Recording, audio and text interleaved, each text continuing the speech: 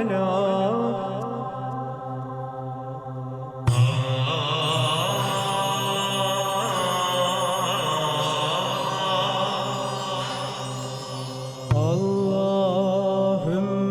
salli ala.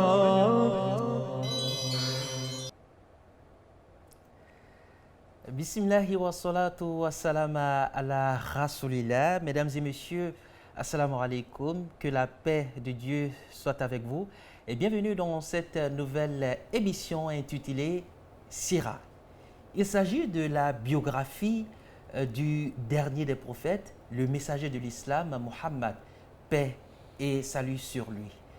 Et à ce titre, Allah subhanahu wa ta'ala dit dans le noble Coran, Ba'da auzu billahi minash shaitanir rajim, bismillahir rahmanir rahim, Laqad kana lakum fi rasulillahi uswatun hasana liman kana yarjullaha wal yawmal akhir wa zakarallaha kaseera.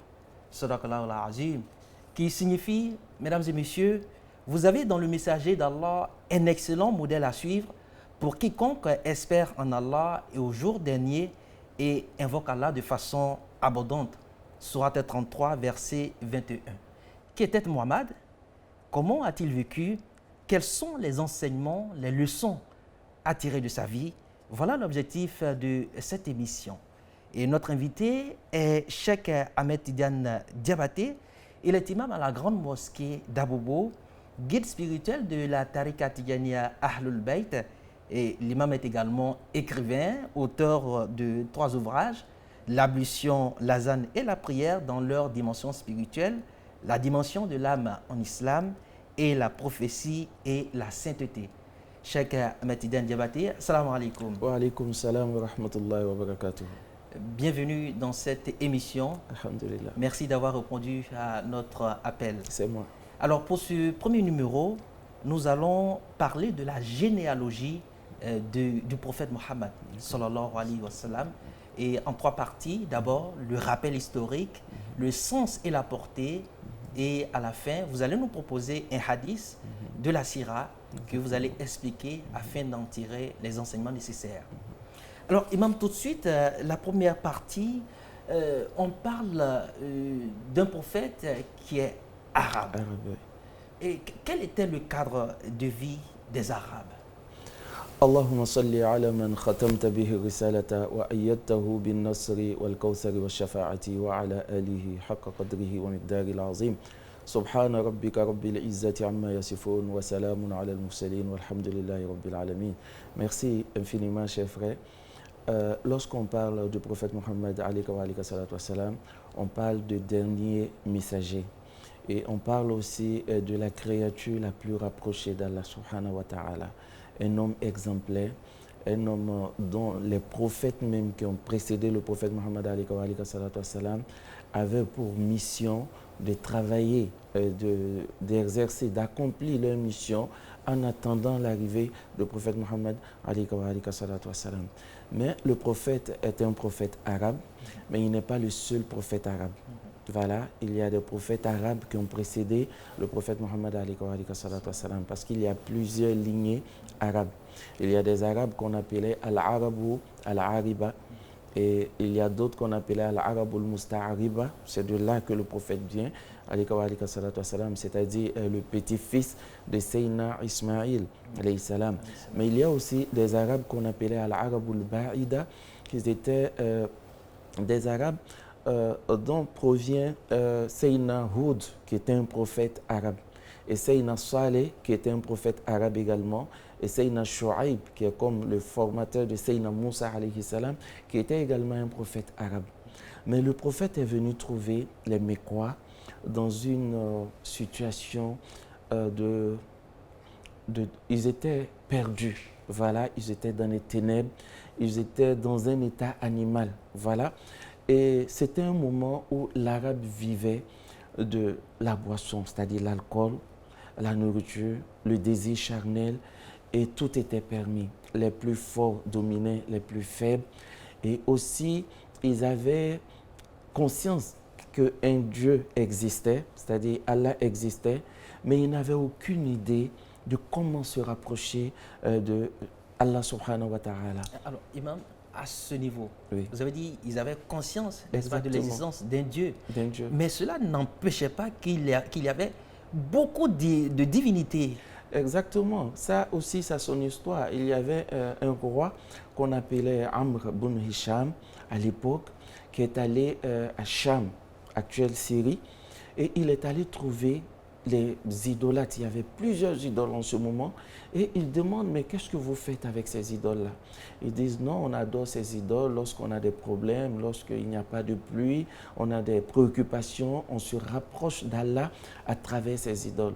Et c'est Donc ce en moment, fait, ces idoles étaient des intermédiaires. des intermédiaires. Donc lui, il demande aux habitants de Cham de lui donner une idole qui s'appelait Hubal. Et c'est comme ça qu'il est venu à la Mecque avec l'idole Hubal. Et les gens ont commencé à adorer ces fétiches-là. Donc de Hubal à Lat, Manat, jusqu'à ce que les Mecquois se retrouvent avec 360 idoles au sein de la Kaaba. La maison sacrée. La maison sacrée. Comment cela est-il possible, Cheikh? Ah oui, c'est possible. C'est ce qui explique aussi la valeur de la mission du prophète Mohammed pour voir aussi la dimension de l'homme, quelqu'un qui vient mettre fin à tout cela. Parce qu'il est venu trouver aussi que le contact, surtout le mariage qui se passait à la Mecque, était vraiment satanique. Parce qu'il y avait plusieurs types de mariages. Il y avait un mariage qu'on appelait un nikahul boda'a. C'est un homme qui voit peut-être un guerrier ou un roi. Il donne la permission à sa femme d'aller vers ce dernier et d'avoir un rapport avec ce dernier pour pouvoir avoir l'enfant, le sang de ce dernier dans sa famille. Donc c'est l'homme qui donnait l'autorisation à sa femme de le faire. Il y avait aussi un mariage qu'on appelait nikahul badal.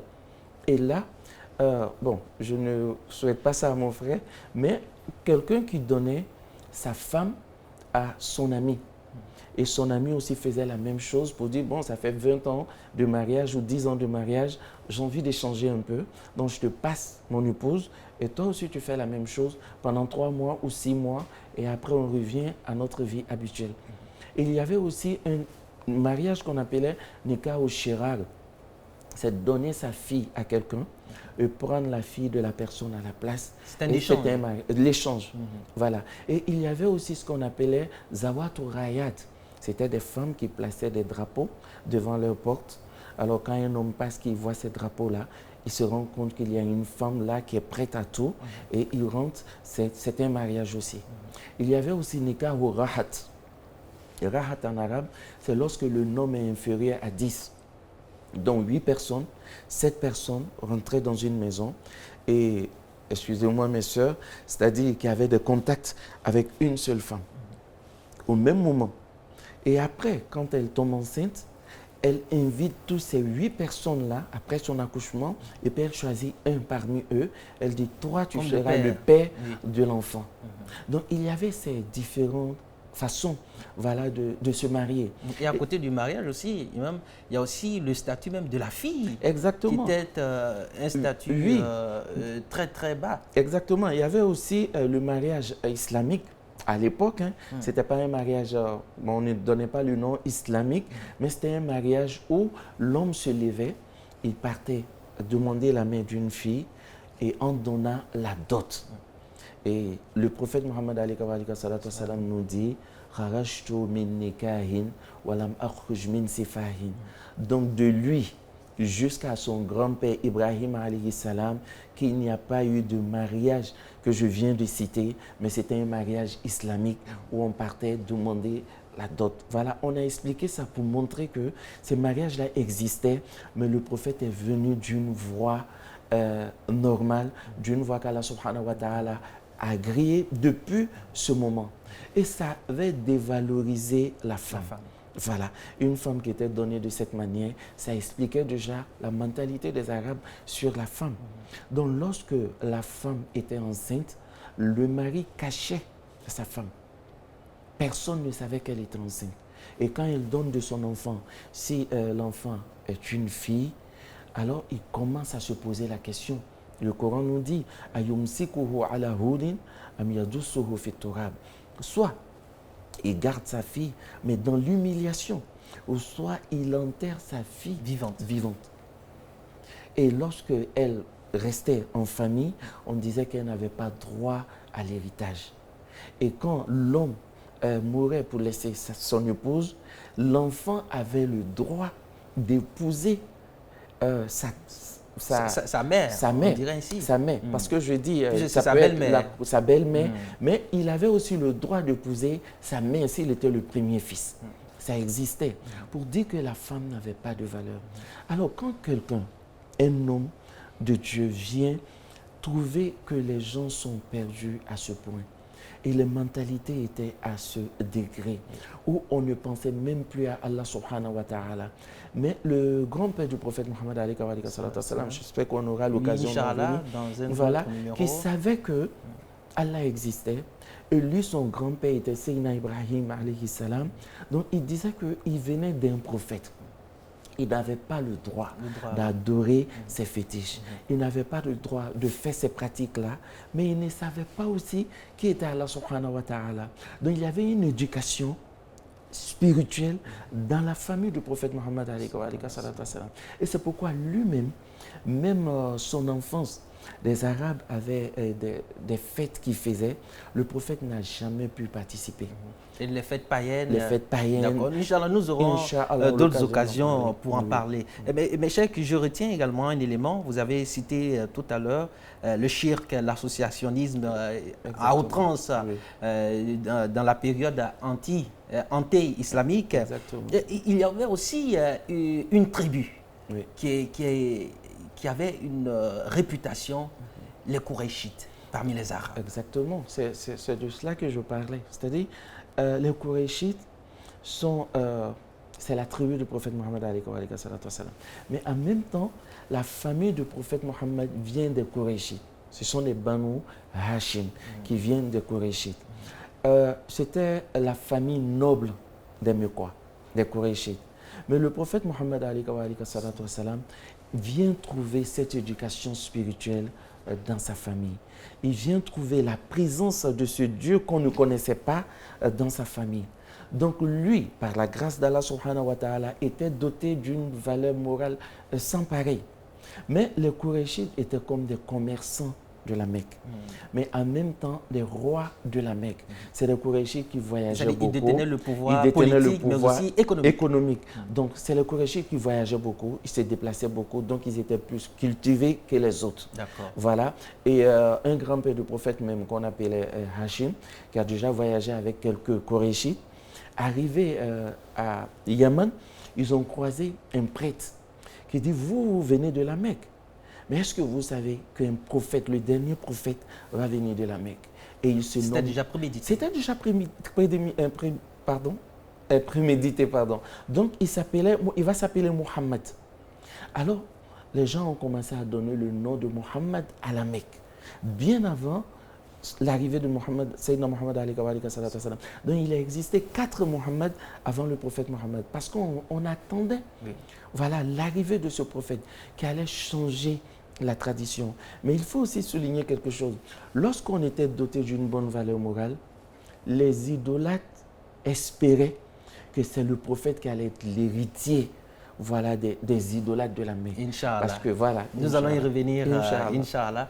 Vous suivez votre émission Sira, la télescopie du prophète Mohammed sallallahu alayhi wa sallam, et nous sommes toujours avec notre très cher imam, Cheikh Ahmed Tidiane Diabaté, imam de la grande mosquée d'Abobo et guide spirituel de la Tariqa Tidjania Ahlul Bayt. Alors, imam, après avoir abordé cette première partie historique, c'est vrai qu'on ne peut pas tout dire, comme le disent les Ivoiriens, sinon on ne va pas finir, on ne va pas quitter ici.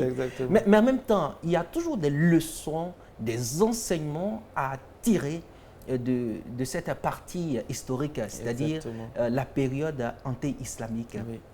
Il faut comprendre qu'un messager a une mission.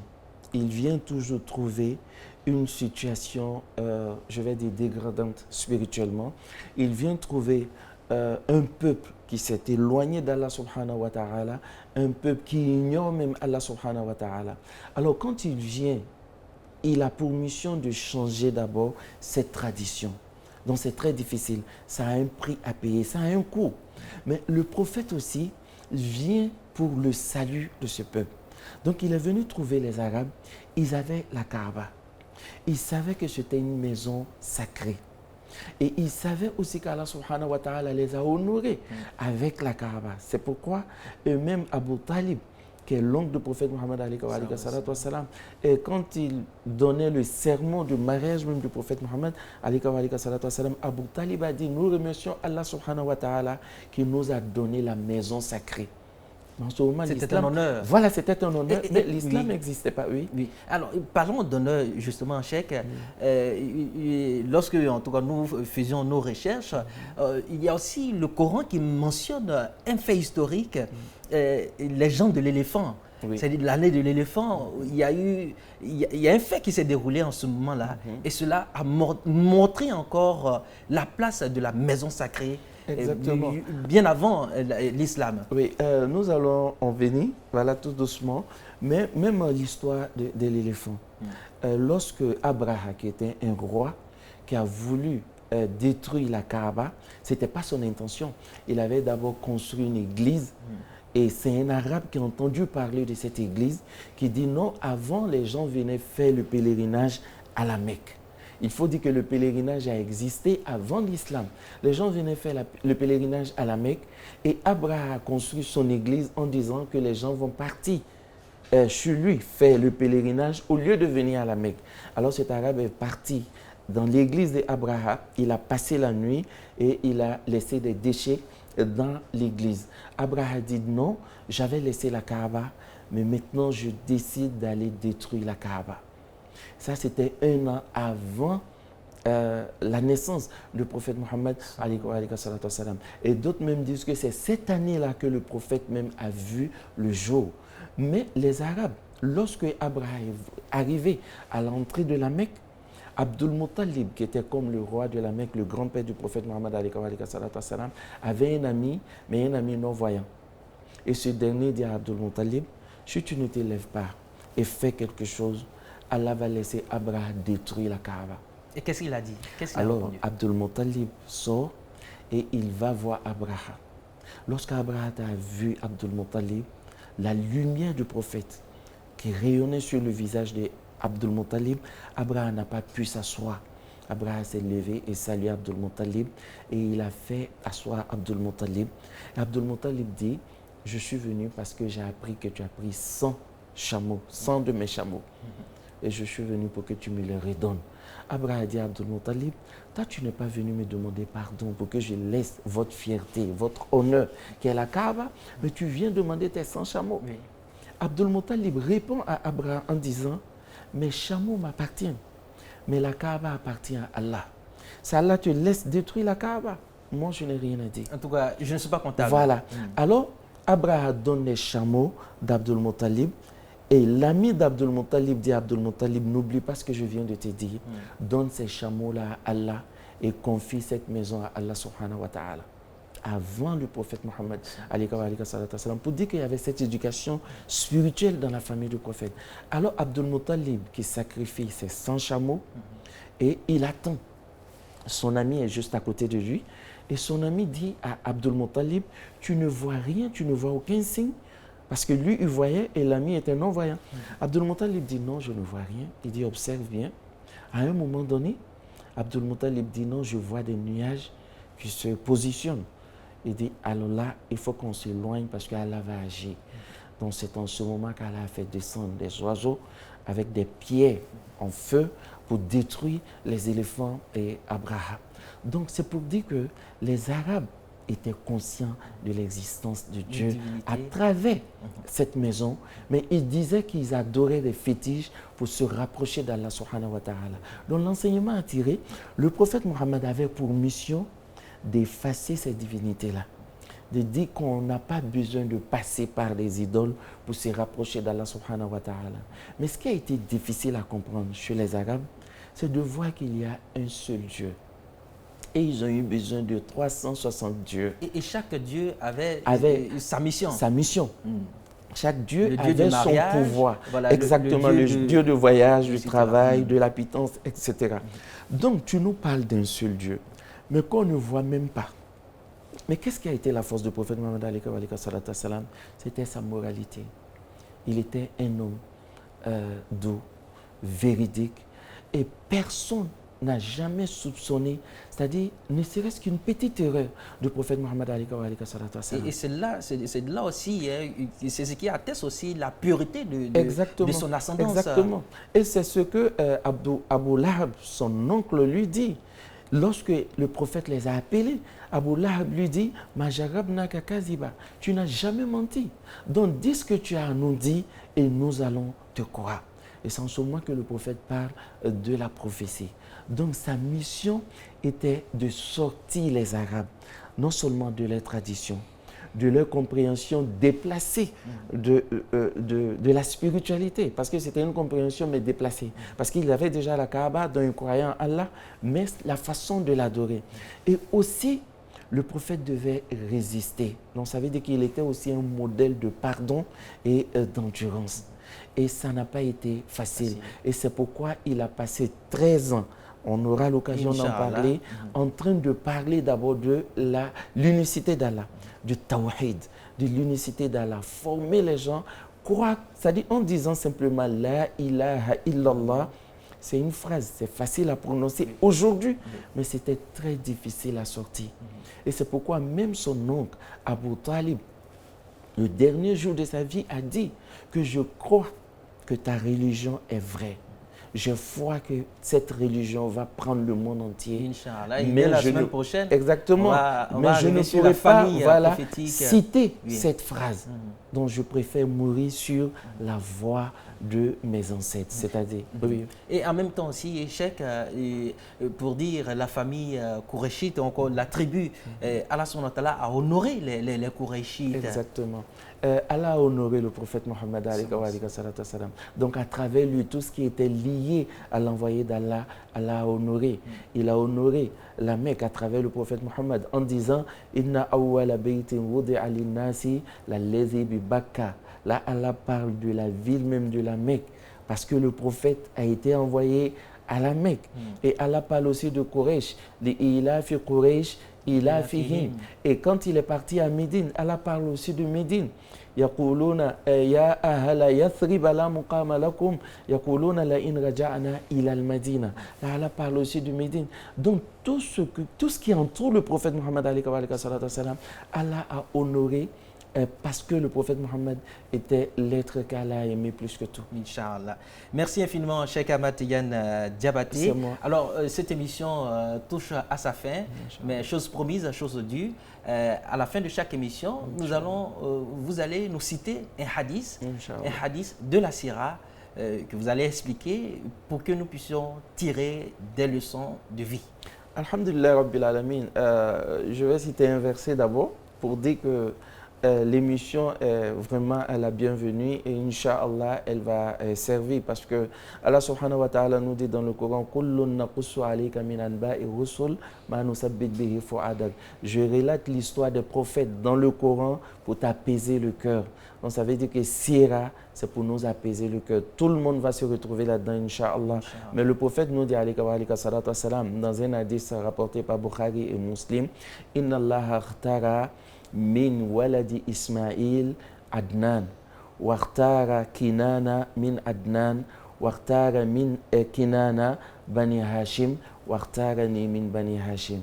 Allah a choisi parmi les enfants d'Ismaïl Adnan.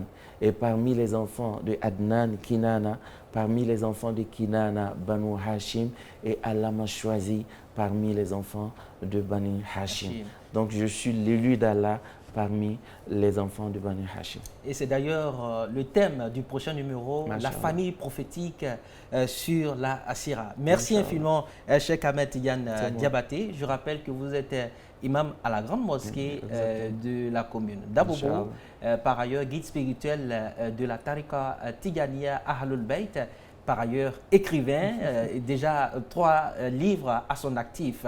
C'est la fin de votre émission Sira et pour ce premier numéro, nous avons évoqué la généalogie du prophète Mohammed sallallahu alayhi wa sallam. Et dans le prochain numéro, Inch'Allah, nous mettrons en exergue la famille prophétique. Et avant de terminer, retenons ce verset du noble Coran. Voilà, subhanahu wa ta'ala dit ceci: Ba'da auzu billahi minash shaitanir rajim, bismillahir rahmanir rahim. Laqad kana lakum fi rasulillahi uswatun hasana liman kana yarjullaha wal yawmal akhir wa zakarallaha kathira. Vous avez dans le messager d'Allah un excellent modèle à suivre pour quiconque espère en Allah et au jour dernier et invoque Allah de façon abondante. Sourate 33, verset 21. Merci à toutes et à tous de nous avoir suivis. Wassalamu alaikum wa rahmatullahi wa barakatuh.